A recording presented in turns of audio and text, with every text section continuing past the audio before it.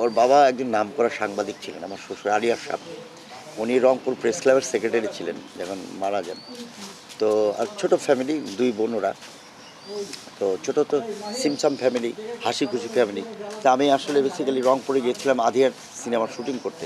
তখন আমার মনে হয়েছিল এলাকাটা বেশ স্বচ্ছ সুন্দর, সিমসাম ভালোই লাগছে। তো বিয়ে করলে তো খারাপ কি, তো আমার এক বন্ধু তখন ওই দেখালো।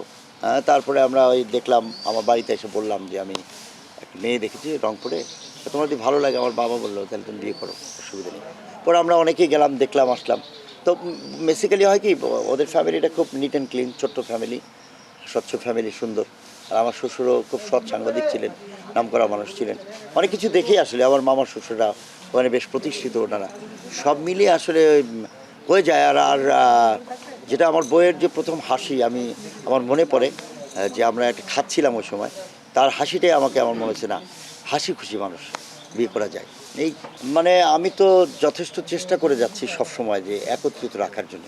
আগেও করেছি বলতে আমার যে প্রোডাকশনগুলো ছিল, লাভলু ভাই করতো, তখন কিন্তু আমার একটা পরিকল্পনাই ছিল যে আমরা 4-5 জন এরা অভিনয় করব। প্রতিটি নাটকে এই চরিত্র আমি বলতাম যে দাদা এরকম চরিত্র আনা দরকার, আমরা সবাই মিলে এই কাজটা করব। এতে করে কিন্তু সুবিধা হয়েছে যে দেখেন সবগুলো চরিত্রই ভালো হতো এবং নাটকগুলো হিট হয়েছে। এরপরে যখন আমি ডিরেকশন আসি, মোশাররফকে নিয়ে যথেষ্ট কাজ করেছি, মানে ডিরেক্টর হওয়ার পিছনে ওরও আমার একটা অবদান আছে। তারপরে আবার পাশাপাশি আমি যে আমার ওস্তাদ মামুন রশিদ, তারও অনেক শিক্ষা এখানে আছে, লাভলুবার শিক্ষা আছে, সব কিছু মিলে কিন্তু আসলে ডিরেক্টর হয়েছে। কিন্তু আমাদের যে টিমটা আসলে আমি সবসময় চেষ্টা করি যে একসাথে এদিন নিয়ে কাজ করা। যেমন আমার প্রায় প্রতিটি নাটকে মোশাররফ থাকি, আকম হাসান থাকে, জয়রাজ থাকে, আমি থাকি। কিন্তু চঞ্চলকে নিয়ে আবার একসাথে করা হয়নি, ব্যস্ত, ওরা অনেক ব্যস্ত থাকে। বা চঞ্চলকে নিয়ে আলাদা আমি নাটক বানিয়েছি, মানে ওইটা আবার আলাদা করেছি আমার ডিরেকশনে আর কি। সো এই জিনিসটা হচ্ছে, অব্যাহত থাকবে।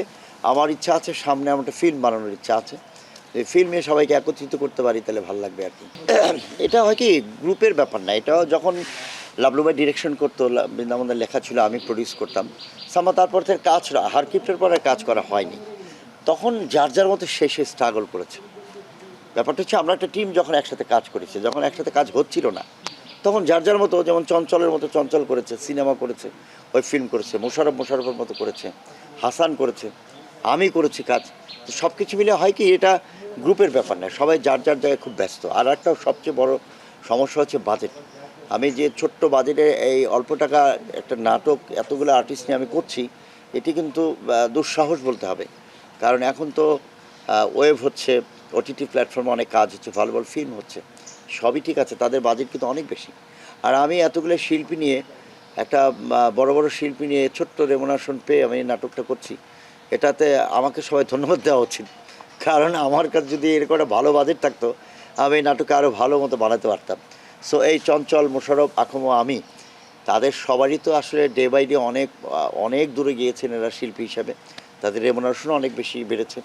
সবকে একত্রিত করা একটা এই ছোট বাজেটের নাটকে পসিবল না, ওই কারণে আসলে একসাথে নাটক করা হয়নি। আমি যখন হারকিপটা করেছি তখন কিন্তু অনেক ভালো বাজেট পেতাম, কিন্তু তাদের সবার রেমুনারেশন খুব কম ছিল, খুবই কম ছিল। এখন রেমুনারেশন অনেক বেড়ে গেছে, চ্যানেল থেকে বাজেট কমিয়ে দিয়েছে, সেই বাজেটের কারণে আসলে অনেক কিছু করা সম্ভব না। তবে ওয়েব ফিল্ম বা ওয়েব সিরিজ বা ওয়েব ফিল্ম যদি করি, কখন ফিল্ম যদি করি, তাহলে হয়তো আবার একত্রিত কাজ করতেই পারি। না, আমি যখন ডিরেকশন করেছি মাঝখানে, শুধু আমার নাটকে অভিনয় করেছি। আমরা যখন আমার ডিরেকশনের বাইরে যে নাটকগুলো করেছি, সবাই তো একই রকম রেমুনারেশন পেতাম, একই রকম দর্শকপ্রিয়তা এখনও আছে। কিন্তু আমি যখন ডিরেকশনে যাই তখন বাহিরের অভিনয় তো আমি করতে পারিনি। সো অনেক নাটকে অনেক ডিরেক্টরের নাটক অভিনয় করতে পারলে রেমুনারেশনটা বিষয় থাকে, যে কিন্তু আমারটাই আমি করেছি, বাইরে কিছু কাজ করিনি। আর রেমুনারেশনের বিষয়টা আসলে মার্কেট বলে দেয়। আমি যেহেতু কাজ করিনি বাইরে, যেহেতু ডিরেক্টরের কাজ করছি দীর্ঘদিন, সো ওইখানে রেমুনারেশনটা আমারটা, আমি এটি নিয়ে ভাবি না। আর আমার অভিনয়ের রেমুনারেশন নিয়ে আমি আসলে কখনো ভাবিনি, যখন থেকে আমি ডিরেকশন শুরু করেছি আমার ডিরেক্টরের কাজটা নিয়ে ভেবেছি। অবশ্যই করার ইচ্ছা আছে। নির্মাতা হিসেবে অনেক সময় হয় কি, নির্মাণে এত কঠিন একটা কাজ অনেক সময় হয়ে ওঠে না। আমি চেষ্টা করছি আরও সামনে কিছু ভালো কাজ করবো, যেটার মধ্যে আমি আমার চরিত্রটাকে আলাদাভাবে দাঁড় করাইতে পারবো। তবে ইনশাআল্লাহ দর্শক, আপনাদের উদ্দেশ্যে একটা কথা বলি, আমাদের নাটকটি চলছে মাছরাঙা টেলিভিশনে, এক পাতিলের সংসার। প্রতিদিন রাত 8টা 30 মিনিটে প্রচার হয় এবং রাতেই ইউটিউব চ্যানেল, মাছরাঙার ইউটিউব চ্যানেলে ওঠে।